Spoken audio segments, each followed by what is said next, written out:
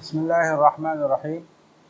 حضرت انس رضی اللہ تعالی عنہ سے روایت ہے، فرماتے ہیں کہ رسول اللہ صلی اللہ علیہ وسلم جب قضاء حاجت کے لیے تشریف لے جاتے تھے تو فرماتے تھے اللہم انی اعوذ بک من الخبث والخبائث۔ یہ دعا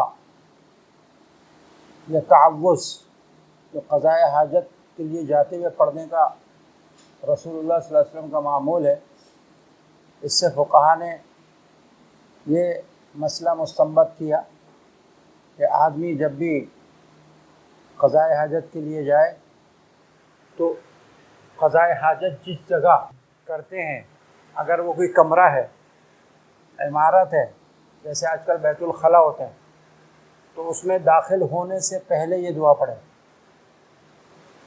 اور اگر خلا ہے، وہ کھلی جگہ ہے، میدان ہے، تو پھر سطر کھولنے سے پہلے پڑھیں۔ نہیں بات تغوط اور عین تبول پیشاب پیخانہ کرتے وقت عین اس حالت میں پڑھنا کسی کے نزدیک بھی جائز نہیں ہے۔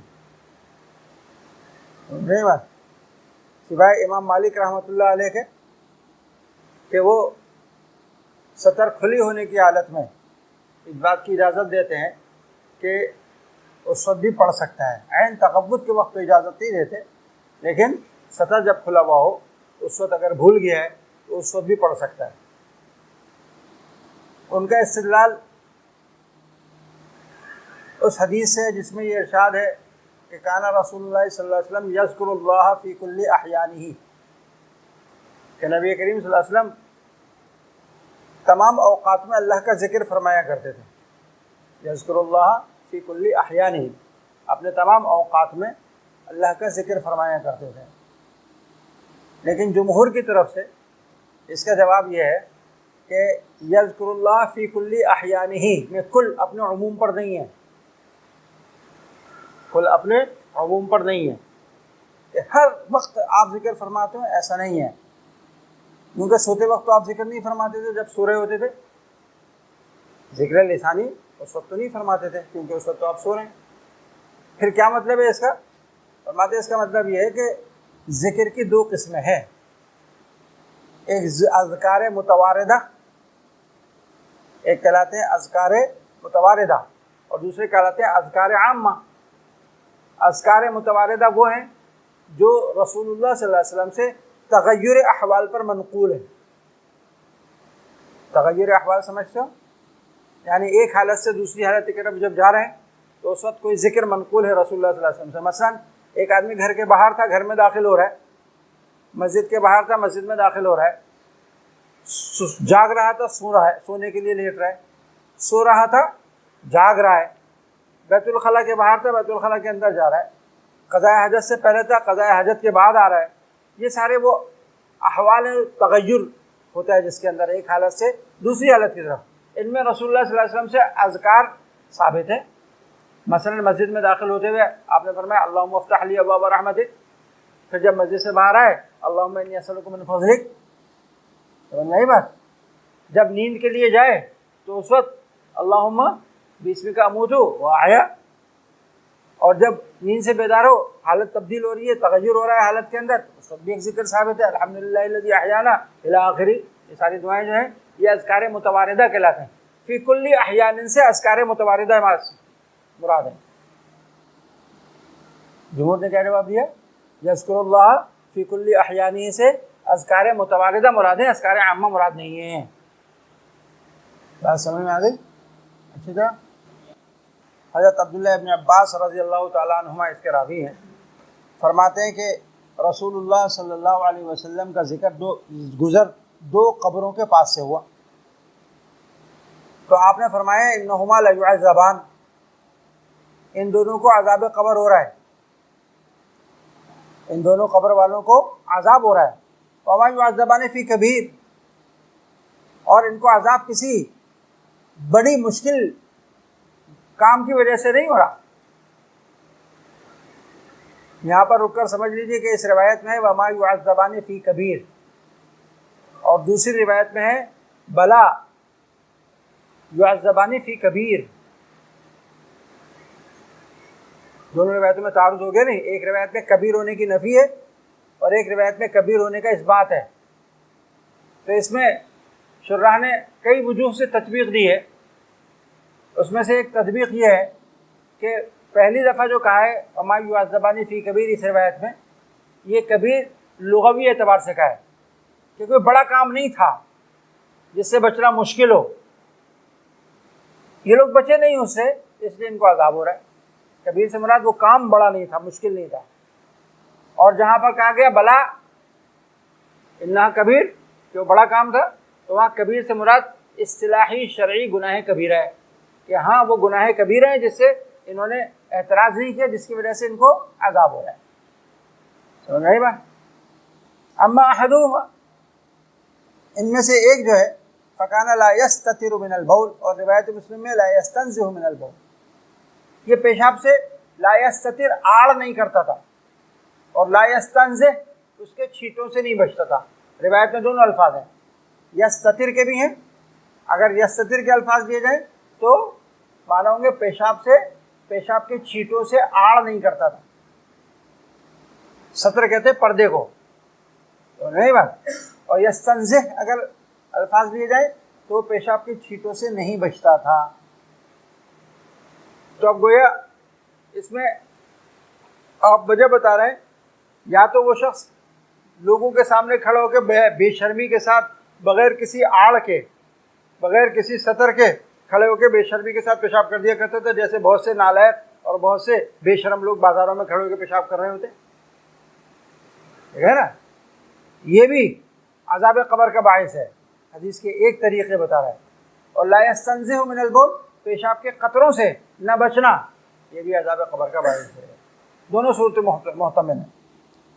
وَأَمَّا الْآخَرُ، اور جو دوسرا تھا فَكَانَ يَمْشِي بِالنَّمِيمَةِ، یہ چغلی کھایا کرتا تھا، چغلی لگایا کرتا تھا۔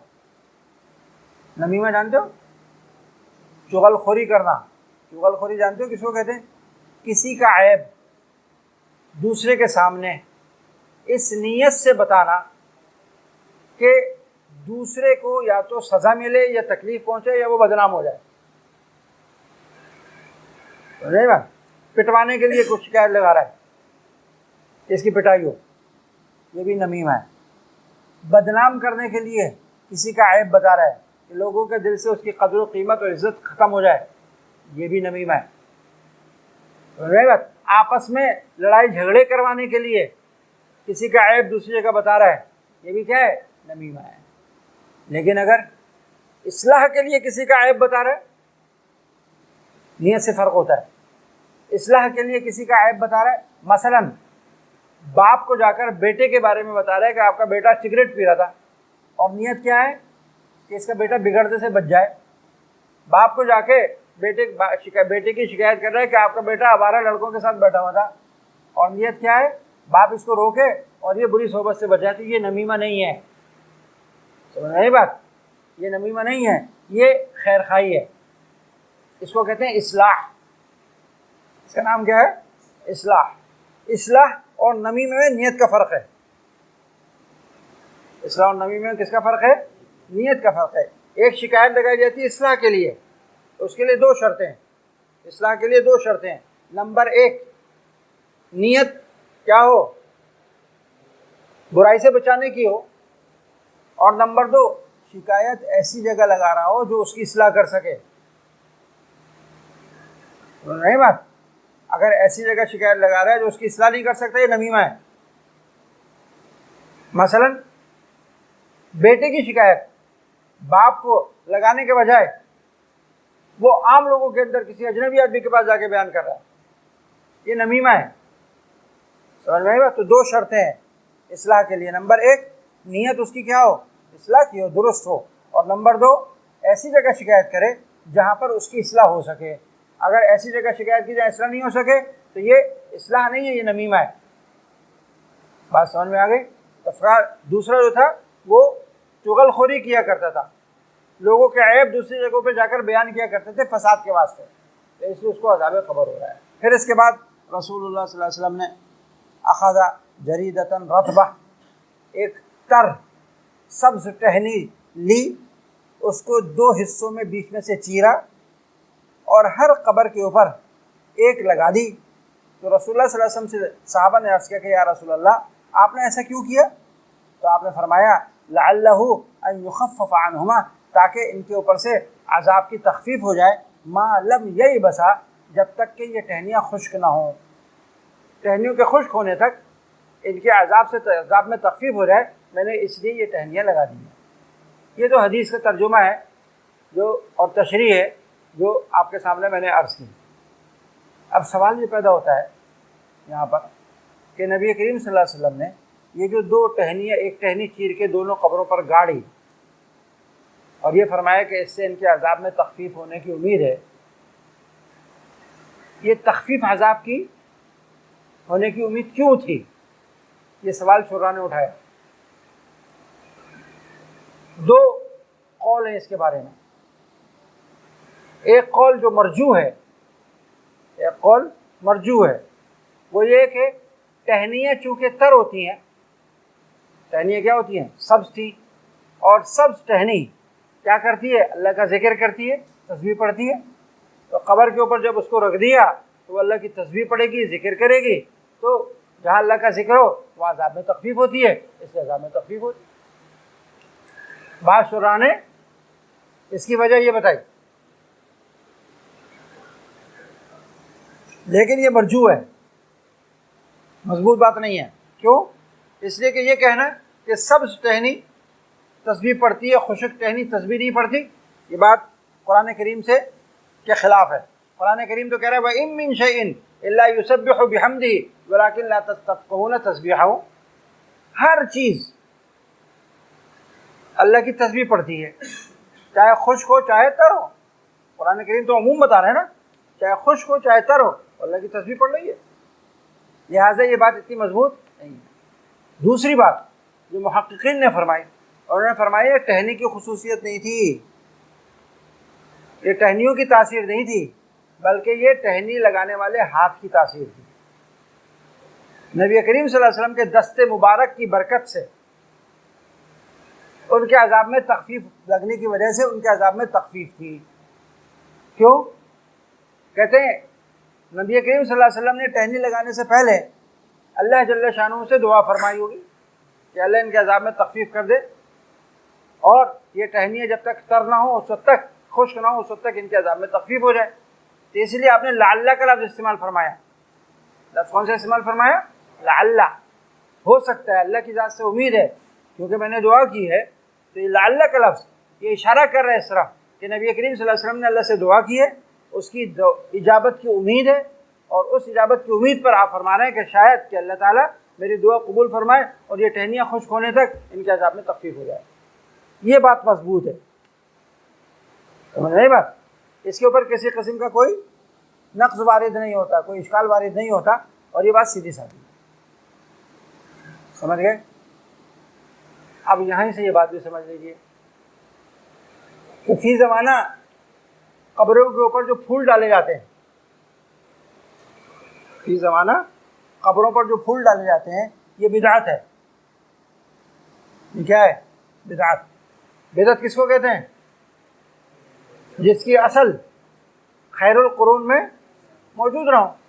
یہ پھول ڈالنے کی اصل خیر القرون میں موجود نہیں ہے، لیکن اہل بدعت وہ کہتے ہیں کہ جی آپ اس کو بدعت کیسے کہہ سکتے ہیں، اس کی اصل خیر القرون میں موجود ہے، یہ ٹہنیاں گاڑنا۔ کیا کہتے ہیں؟ نبی کریم صلی اللہ علیہ وسلم نے ٹہنیاں گاڑی تھی، جب ٹہنیاں گاڑی قبر کے اوپر تو ان کے عذاب میں تخفیف کا آپ نے قول فرمایا نا، تو اس کی اصل تو موجود ہے، آپ اس کو کیسے کہہ سکتے ہیں کہ یہ بدعت ہے؟ اور یہ مغالطہ جو ہے نا بڑے بڑے علماء کو لگ گیا۔ حافظ ابن حجر رحمۃ اللہ علیہ نے فتح الباری میں اس حدیث پر کلام کرتے ہوئے قبر علماء کے اکابر کی قبروں پر پھول ڈالنے کی اصل اس حدیث کو قرار دے دیا۔ نہیں بات، جب آپ فتح الباری پڑھیں گے نا اس میں آپ کو ملے گا مسئلہ۔ اور اہل بدعت اسی کا حوالہ دیتے ہیں کہ دیکھو حافظ ابن حجر فتح الباری میں کیا کہہ رہے ہیں، اس کی تو اصل موجود ہے۔ ارے بات یہیں تک نہیں ہے، آگے بڑھ گئی بات۔ علامہ شامی رحمۃ اللہ علیہ، جن کی فتاوی شامی سے آپ لوگ فتوے دیتے ہیں اور فتوے لیتے ہیں، اس میں بھی یہ لکھا ہے کہ اکابر اولیاء علماء صلحاء کے مزارات پر پھول ڈالنا وہ اس کی اصل حدیث ہے، تو آپ کو اس کا حوالہ بھی ملے گا۔ ابھی تو آپ بسم اللہ کی گنبد میں بیٹھے ہو نا، آپ کو کچھ پتہ نہیں ہے باہر کیا ہو رہا ہے، لیکن جب آپ امام بن جاؤ گے نا، خطیب بن جاؤ گے باہر جا کے، پھر لوگ آئیں گے یہ سوالات لے کے، اور جب آپ بولو گے تو پھر وہ مناظرہ کرنے کے لیے لے کر آئیں گے، دیکھو یہ فتویٰ ہے، اس میں فتح الباری میں لکھا ہے، دیکھو شامی میں لکھا ہے، پھر کیا جواب دو گے؟ تو سمجھ لو اس بات کو ابھی اچھی طرح کہ یہ علامہ شامی رحمۃ اللہ علیہ کا اور حافظ ابن حجر رحمۃ اللہ علیہ کا تفرد ہے۔ یہ جو ہم نے اقوال نقل کی ہیں یہ کیا ہے؟ ان حضرات کا تفرد ہے، دلیل کے اعتبار سے ان کے قول مضبوط نہیں ہے، دلیل کے اعتبار سے ان کے اقوال میں مضبوطی نہیں ہے، کئی وجوہ سے، کئی ساری وجوہ ہیں۔ نمبر ایک، اگر یہ ٹہنیاں گاڑنا کوئی مستحب یا سنت عمل ہوتا تو اس کے بعد حضرات صحابہ کرام اس عمل کو کرتے یا چھوڑتے؟ آپ ہمیں بتائیں کسی صحابی نے کیا ہو بعد میں؟ صرف ایک صحابی کا ذکر ملتا ہے، حضرت بریدہ اسلمی رضی اللہ تعالیٰ عنہ، صرف انہوں نے وصیت کی تھی کہ بھئی میری قبر پہ ٹہنی گاڑ دینا، باقی 1,24,000 صحابہ کرام دنیا میں تھے اور چلے گئے، کسی نے اپنی قبر پہ ٹہنی نہیں گڑوائی۔ اب اگر کوئی شخص یہ کہے کہ مجھے رسول اللہ صلی اللہ علیہ وسلم کی سنتوں سے صحابہ سے زیادہ تعلق ہے تو وہ کیا ہے؟ تو احمق ہے، تو نہیں اس میں اپنے ہندی کی ایک کہاوت ہے، بنیے سے سیانہ سو باولا، ہندی ہے نا، ہندی جانتے ہو، ایک ہے اردو اور ایک ہوتی ہے ہندی، ہندی ہندوستان میں بولی جاتی ہے، تو ہندی کی کہاوت ہے بنیے سے سیانہ سو باولا۔ جو شخص یہ دعویٰ کرے کہ میں بنیے سے زیادہ سمجھدار ہوں، تجارت کی مجھے زیادہ عقل ہے، زیادہ سمجھ ہے، میں زیادہ کاروبار کامیابی سے کر سکتا ہوں، تو ہندی میں کہتے ہیں باولا ہے، پاگل ہے، یہ بنیے سے زیادہ کوئی کاروبار کو نہیں سمجھ سکتا، یہ ہندوستان میں مشہور ہے، کہاوت مشہور ہے۔ تو ہم یہ کہتے ہیں جو کہ میں صحابہ سے زیادہ سمجھتا ہوں باولا ہے، بنیے سے سیانہ سو باولا، صحابہ سے زیادہ دین کو کوئی نہیں سمجھتا۔ کیا صحابہ نہیں سمجھے اس بات کو؟ پہلی بات۔ دوسری بات، اگر آپ اس کو اصل بناتے ہو نا تو یہ مقی صلح ہے، یہ کیا ہوگا واقعہ؟ مقی صلح، اور جو کام آپ کر رہے ہو وہ ہوگا کیا؟ مقیس۔ دونوں میں مطابقت ہونی چاہیے نا، تبھی تو قیاس درست ہوگا۔ مقی صلح میں جو ٹہنیاں گاڑی جا رہی ہیں وہ معذب اور گناہگار فساق پر گاڑی جا رہی ہے یا اولیاء اکابر کے اوپر گاڑی جا رہی ہیں؟ اور آپ پھول کس پہ ڈالتے ہو؟ اولیاء کے خبروں۔ نمبر دو، وہاں پر ٹہنیاں گاڑی گئی ہیں یا پھول ڈالے گئے؟ کہ کہیں تو مناسبت لاؤ یار، مناسبت تو کہیں بھی نہیں ہے۔ مقی صلح میں جن کی قبروں پر یہ ٹہنیاں گاڑی گئی ہیں ان کو عذاب ہو رہا ہے، لامحالہ عذاب کس کو ہوتا ہے؟ فاسق فاجر کو ہوتا ہے، نیک صالح کو تو نہیں ہوتا۔ اور آپ پھول ڈال رہے ہو کس کے اوپر؟ اولیاء اکابر علماء صلحاء کے مزارات کے اوپر۔ اور نمبر دو، وہاں تو ٹہنی گاڑی تھی نا، آپ بھی ٹہنی گاڑ دو نا یار، آپ پھول کیوں ڈال رہے ہو؟ نہیں ماں۔ اور پھر نبی کریم صلی اللہ علیہ وسلم نے ساری زندگی میں حیات طیبہ صرف ایک دفعہ ایسا کیا نا، آپ تو جب بھی جاتے ہو ادھر جا کے پھول ڈالتے ہو، تو آپ بھی زندگی میں ایک دفعہ کر لو بھائی، ٹہنی گاڑ دو ایک دفعہ، سنت پہ عمل ہو جائے گا۔ سنت جتنی دفعہ کی گئی ہو نا، رسول اللہ صلی اللہ علیہ وسلم سے جتنی ثابت ہے اتنی کرنی چاہیے، اس سے زیادہ نہیں کرنا چاہیے۔ سنت میں یہ بھی ہے، اتباع سنت میں جس پہ مواظبت ہے اس کو ہمیشہ کرنا چاہیے، اور جو کبھی کبھار آپ نے کیا اس کو کبھی کبھار کرنا چاہیے۔ اس لیے میں نے آپ کو شروع میں بتایا تھا نا کہ بعض سنتیں، بعض اعمال رسول اللہ صلی اللہ علیہ وسلم سے ثابت ہیں لیکن ہمارے فقہا نے ان کو ترجیح نہیں دی، ترجیح ان کے خلاف دوسرے عمل کو ترجیح دی ہے، تو آپ کبھی کبھار کر لو اس کے اوپر عمل، لیکن اکثر وہ کرو جو آپ اکثر کیا کرتے تھے۔ تو آپ نے ایک دفعہ ٹہنی گاڑی، آپ بھی ایک دفعہ ٹہنی گاڑ دو۔ بات سمجھ میں آ رہی ہے نہیں آ رہی؟ تو یہ ساری وجوہات ہیں، یہ سارے دلائل ہیں جس کی وجہ سے ہم یہ کہتے ہیں کہ حافظ ابن حجر رحمۃ اللہ علیہ کا اور علامہ شامی کا اس پھول ڈالنے کے عمل کی اصل اس حدیث کو قرار دینا یہ ان کا تفرد ہے، ان سے لغزش ہو گئی۔ اور ہم اندھے مقلد اور اندھے معتقد نہیں ہیں کہ جو بات کہتے ہیں جو بھی بولتے ہیں آنکھیں بند کر کے عمل کر لیں. ہم دلائل کے اوپر پرکھیں گے اس کو. اگر ہمارا آدمی بھی کوئی غلط بات کہے گا تو ہم ادب احترام کے ساتھ اس کے کیا کہتے ہیں رفعت شان کو ملحوظ رکھتے ہوئے اس دلائل کی بنیاد پر اس کے قول کی تنقید، اس کے قول پر تنقید کریں گے اور اس کی کمزوریوں کو بیان کریں گے. اسی لیے اہل السنت والجماعہ تمام علماء کا اس پر اتفاق ہے کہ پھول ڈالنا قبروں کے اوپر یہ کیا ہے؟ بدعت. یہ دو قول جو ہمارے علماء میں سے کسی کے کوئی پیش کرتا ہے تو یہ ان کا تفرد ہے. اور ایسے کون ہے جن کا تفرد نہ ہوا؟ بڑے بڑے علماء. آپ صحابہ کا تفرد ہوا؟ حضرات صحابہ اکرام سے بڑھ کے کوئی ہوگا؟ ان کے اندر بھی تفردات تھے. یعنی وہ ایسے اقوال اختیار کر لیتے تھے جو صرف وہ تنہا اس کے ماننے والے ہیں اور کوئی ماننے والا ہی نہیں ہے. جیسے میں نے آپ کو بھی بتایا، پچھلے دنوں بتایا تھا، یہ جو وضو کے اعضاء وضو کو زیادہ دھونے کا عمل جو تھا اطالہ غرہ، اس میں کس کا تفرد ہے؟ حضرت ابو ہریرہ کا تفرد ہے، کوئی صحابی نہیں کرتا. تو اس طرح کے تفردات صحابہ کرام سے بھی ثابت ہیں، اس کے پیچھے ہم تھوڑی جائیں گے. کوئی جب صحابہ کے پیچھے ہم نہیں جاتے تفردات کے اندر، ہم ان کے تفردات کو نہیں لیتے، تو بعد والے علماء تو تفردات دینے کا سوال ہی پیدا نہیں ہوتا. بات سمجھ میں آ رہی نہیں آ رہی؟ تو تفردات ہوئے ان کے، صحیح ہے، ان کا اپنا قول ہے. لیکن میں اس سے بڑھ کے ایک بات اور کہتا ہوں. میں یہ کہتا ہوں کہ یہ ان کا تفرد بھی نہیں ہے. یہ حضرات جو ہے نا، یہ ان کا تفرد بھی نہیں ہے. کیوں؟ اس لیے کہ بعض بدعات زمانے کے اعتبار سے بدعات بنتی ہیں. بعض چیزیں زمانے کے اعتبار سے بدعات، ایک زمانے میں وہ بدعت نہیں ہوتی لیکن دوسرے زمانے میں بدعت بن جاتی. کیسے؟ ایک کام مباح تھا، ایک زمانے میں ایک کام کیا ہے؟ مباح ہے. لوگ اس کو ثواب سمجھ کے نہیں کر رہے، لوگ اس کو ثواب سمجھ کے نہیں کر رہے، اس کے تاریخ پر نکیر نہیں کر رہے، اس کے تاریخ پر نکیر نہیں کر رہے. اس زمانے میں یہ کام کیا رہے گا؟ مباح یا مستحب رہے گا. اگلے کسی زمانے میں جانے کے بعد اگر اس کام کو کسی نے واجب سمجھ لیا اور نہ کرنے والے پر نکیر شروع کر دی، اب دوسرے زمانے میں کیا بن جائے گا؟ بدعت بن جائے گا. مثال، نبی کریم صلی اللہ تعالی وسلم کا اسم مبارک آنے پہ انگوٹھوں کو چومنا اور آنکھ پہ پھیرنا، یہ قرون اولیٰ میں بدعت نہیں تھا. لوگ محبت میں جب نبی کریم صلی اللہ علیہ وسلم کا اسم مبارک آتا تھا تو انگوٹھوں کو چوم کے آنکھوں کے اوپر پھیرتے تھے. قرون اولیٰ سے میں یہ ثابت ہے، بہت سے حضرات سلف صالحین سے یہ عمل ثابت ہے. تو اس لیے اس کو بدعت نہیں کہیں گے. کیوں؟ اس کے تاریخ پر نکیر نہیں تھی، التزام و مالا یلزم نہیں تھا اس زمانے میں. جو کر رہا ہے کرے، جو نہیں کر رہا نہیں کرے. اس لیے بعض کتابوں میں اس کو مستحب لکھا ہے، لیکن ہمارے زمانے میں اس کے تاریخ پر کیا ہے؟ نکیر ہے. گھور گھور کے دیکھتے ہیں.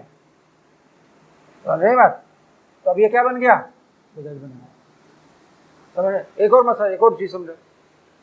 جب امام مصلی پر آئے اور مؤذن جو ہے اقامت کہنے والا حی علی الصلاۃ حی علی الفلاح ہے، تو ہمارے فقہ کی کتابوں میں لکھا ہوا ہے کہ مقتدیوں کو اس وقت کھڑا ہونا چاہیے.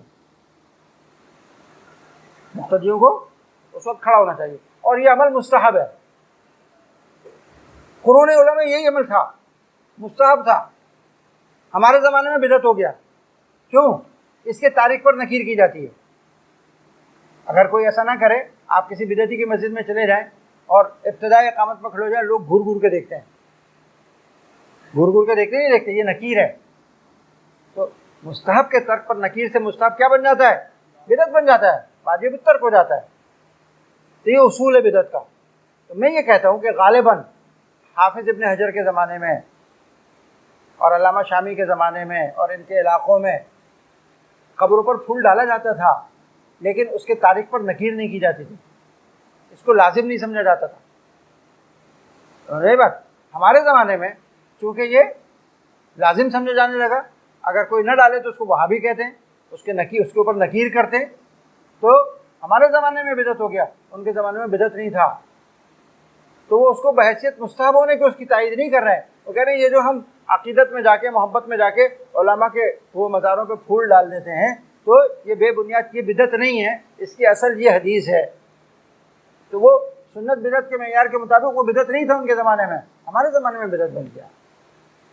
تو میں ان کی طرف سے بھی تعویل کرتا ہوں اگرچہ یہ تعویل ان کی کتابوں میں نہیں ہے، لیکن میں ان کی طرف سے تعویل کرتا ہوں کہ وہ جلیل القدر علماء ہیں، بڑے بڑے علماء ہیں، ان کے علم کے پہاڑ ہیں، ان سے لغزش ہو گئی، تفرد ہو گیا ہوگا، لیکن ایک تعویل یہ بھی ہو سکتی ہے کہ تفرد بھی نہیں ہے ان کے زمانے میں بدعت تھا ہی نہیں، یہ تو ایک عام سا کام تھا، عقیدت میں محبت میں مباح کام لوگ کیا کرتے تھے، تاریخ پر نکیر نہیں ہوتی تھی، اس لیے اس زمانے میں بدعت نہیں تھا، انہوں نے اس کی بیان کر دی تھا۔ اگر وہ ہمارے زمانے میں ہوتے تو وہ بھی یہی فتویٰ دیتے جو ہم فتویٰ دے رہے ہیں۔ ارے بات سمجھ میں آ گئی؟ حضرت ابو ہریرہ رضی اللہ تعالیٰ عنہ نے فرمایا کہ اتقوا اللاعنین، دو لعنت کرنے والے کاموں سے بچو۔ صحابہ نے پوچھا یا رسول اللہ وہ کون سے دو کام ہیں؟ آپ نے فرمایا لوگوں کے راستے میں قضاء حاجت کرنا یا لوگوں کے سائے میں بیٹھنے کی جگہ پہ قضاء حاجت کرنا۔ ہوتا کیا ہے، جب کوئی راستے میں پیخانہ کر جائے تو ہر گزرنے والا کیا کہتا ہے، یہ دیکھو کس لعنتی نے یہ کام کر دیا، لعنت پڑی اس کے اوپر۔ اگر کوئی لوگ کسی سائے میں کسی جگہ پر بیٹھتے تھے، درخت کے نیچے، گرمی میں، گاؤں میں ہوتی ہے جگہ، ایسی جگہ بیٹھنے کی ہوتی ہیں، وہاں جا کے کوئی پیخانہ کر کے آ جائے تو جب بیٹھے ہیں گے لوگ تو کیا کریں گے، یہ کام کرنے والے پہ لعنت کریں گے نہیں کریں گے؟ یا سرد علاقوں کے اندر دھوپ سیکنے کی جگہ ہوتی ہے کہ جہاں دھوپ بیٹھ کر دھوپ لگاتے ہیں اپنے جسموں کو، تو وہاں پر کوئی جا کر پیخانہ کریے تو کیا ہوگا، یہ اتقوا اللاعنین کے اندر ہی داخل ہوگا۔ اس کام کے کرنے والے پر لوگ لعنت کرتے ہیں۔ تم میں سے جو شخص بھی وضو کرے وہ ناک میں پانی ڈال کے ناک کو اچھی طرح صاف کیا کرے۔ استنثار کہتے ہیں، ایک ہوتا ہے استنشاق اور ایک ہوتا ہے استنثار۔ استنشاق کہتے ہیں ناک میں پانی کھینچنا، اور استنثار کہتے ہیں ناک میں سے پانی نکالنا۔ دونوں میں فرق معلوم ہو گیا؟ یہاں پر صرف استنثار کا ذکر ہے، لیکن استنثار کو استنشاق لازم ہے کہ نہیں؟ پہلے استنشاق کرے گا تو استنثار ہوگا نا، تو اسی لیے سنن وضو میں آپ نے پڑھا ہوگا ناک میں پانی ڈالنا، تو کہیں پہ حدیث میں آپ کو ملے گا استنشاق اور کہیں ملے گا استنثار۔ جہاں استنثار ہے تو وہاں استنشاق اس کو لازم ہے، تو ناک میں پانی ڈال کر ناک سے پانی نکالے جو بھی تم میں سے وضو کرے۔ اور تم میں سے جو شخص بھی استنجا کرے یا دھونی لے تو کس تعداد میں لے؟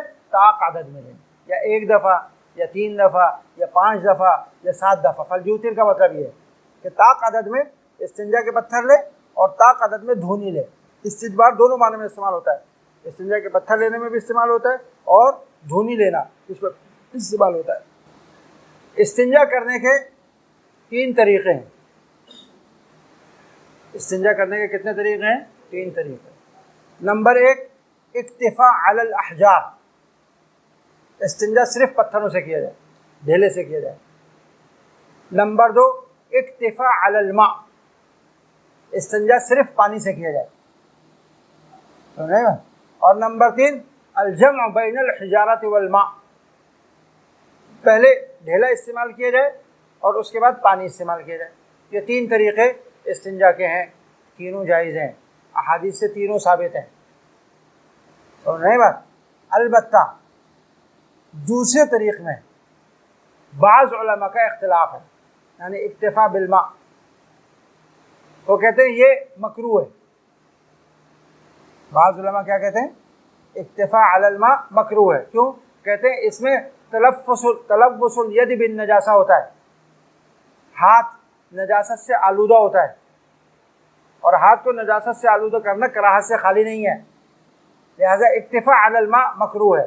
لیکن جمہور فرماتے ہیں کہ نہیں، جائز ہے، بلا کراہت جائز ہے۔ جس طرح اکتفاء علی الاحجار بلا کراہت جائز ہے، اسی طرح اکتفاء علی الماء بھی بلا کراہت جائز ہے۔ البتہ ہاتھ کا تلفظ جو ہوتا ہے اس کی بدبو کو پھر زائل کیا جانا چاہیے کسی طریقے سے، چاہے مٹی پر رگڑ کے، چاہے کوئی ڈھیلے وغیرہ پر رگڑ کے، اور چاہے صابن استعمال کر کے آج کے زمانے میں اس بدبو کو زائل کرنا چاہیے۔ یہ جمہور کا قول ہے۔ البتہ سب کے نزدیک بالاتفاق جمع بین الحجارۃ والماء افضل ہے۔ کیوں افضل ہے؟ افضل اس وجہ سے ہے کہ اس کی فضیلت قرآن کریم میں آئی ہے۔ قرآن کریم کی آیتیں ہیں ان اللہ یحب التوابین ویحب المتطہرین، یہ آیتیں اہل قبا کے بارے میں نازل ہوئی ہیں۔ کس کے بارے میں نازل ہوئی ہیں؟ اہل قبا۔ جب یہ آیتیں نازل ہوئی تو رسول اللہ صلی اللہ علیہ وسلم نے اہل قبا سے پوچھا، انصار سے پوچھا کہ اللہ پاک نے تمہارے تطہر کی تعریف کی ہے، تمہارا طریقہ تطہر کیا ہے؟ تو انہوں نے کہا رسول اللہ کوئی ایسے خاص بات الگ تو نہیں ہے، ہاں یہ ہے کہ جب ہمارا وضو خطا ہو جاتا ہے تو ہم وضو کرتے، حدث اصغر لاحق ہوتا ہے تو وضو کرتے، حدث اکبر لاحق ہوتا ہے تو غسل کرتے، اور جب استنجا کرتے ہیں تو پہلے پتھر استعمال کرتے ہیں پھر پانی استعمال کرتے ہیں۔ تو آپ نے فرمایا جو تیسری بات تم نے بتائی ہے نا، کون سی؟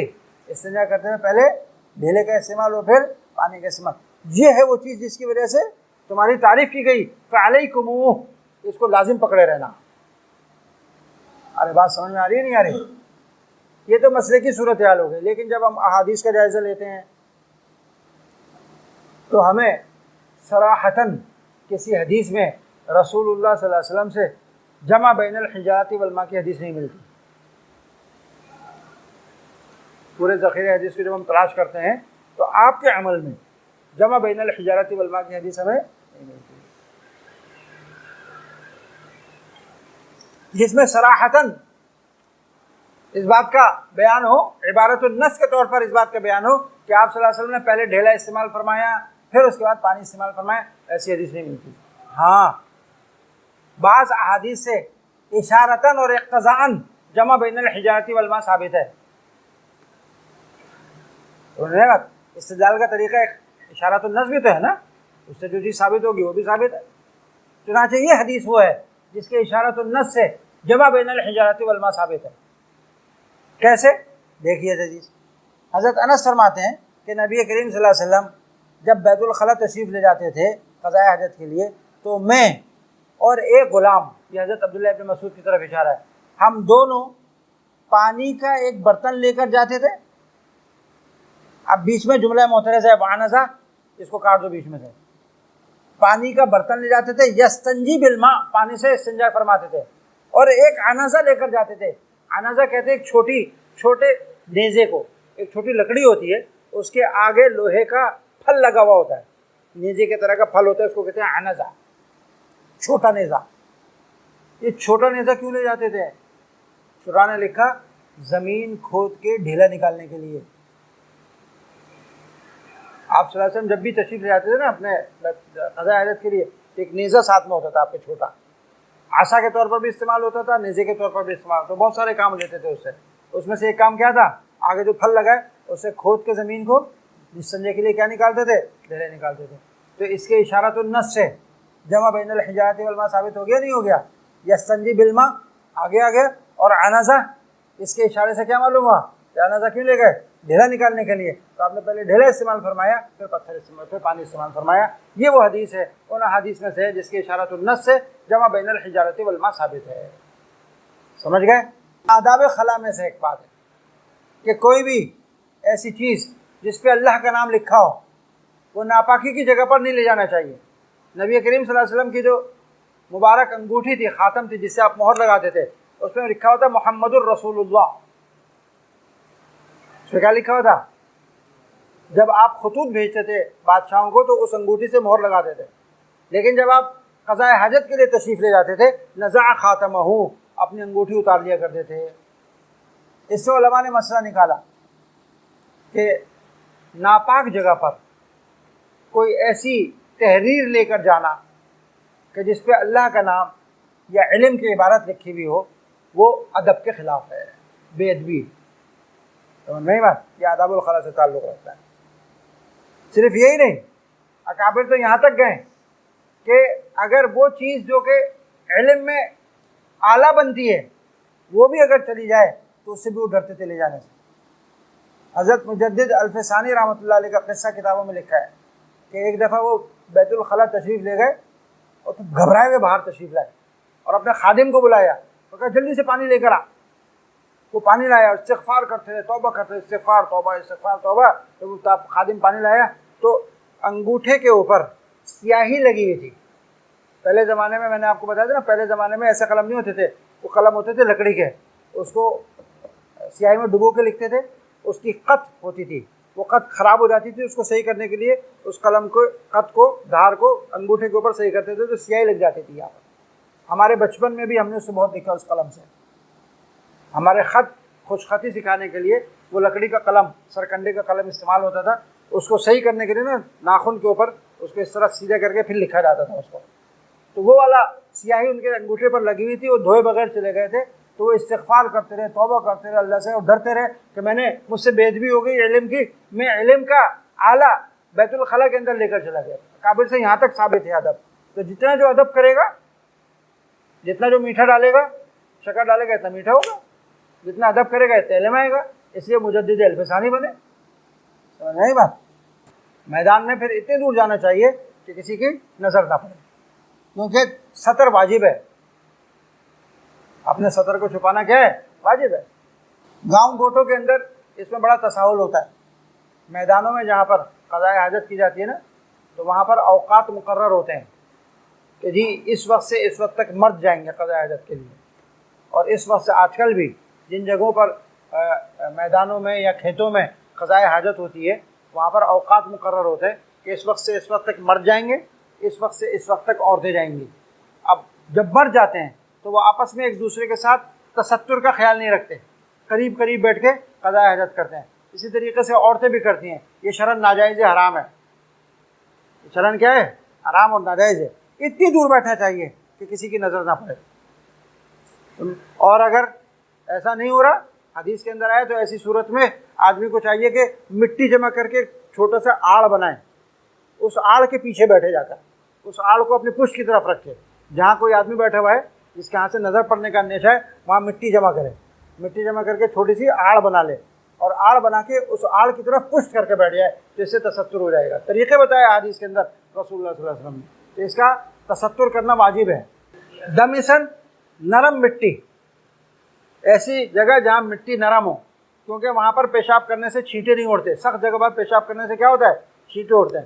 فی اصلی جدارن، یہ ایک دیوار کی جڑ تھی اور وہاں نرم مٹی تھی، آپ وہاں بیٹھ کے پیشاب فرمایا۔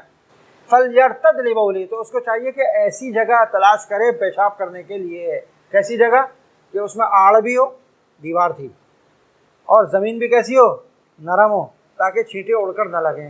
یہاں پر سوال پیدا ہوتا ہے کہ نبی کریم صلی اللہ علیہ وسلم نے دیوار کی جڑ میں پیشاب فرما لیا تو یہ تو جائز نہیں تھا کسی کی دیوار میں دیوار کے نیچے پیشاب کرنا۔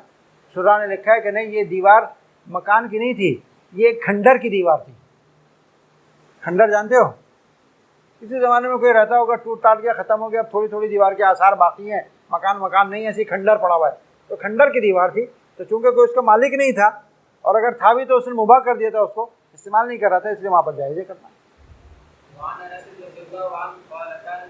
دیکھو شراح علماء نے نبی کریم صلی اللہ علیہ وسلم کے اس عمل پہ بھی کلام کیا کہ آپ نے دیوار کے نیچے کیسے پیشاب کر لیا، ہے نا؟ علماء نے کلام کیا۔ کیوں؟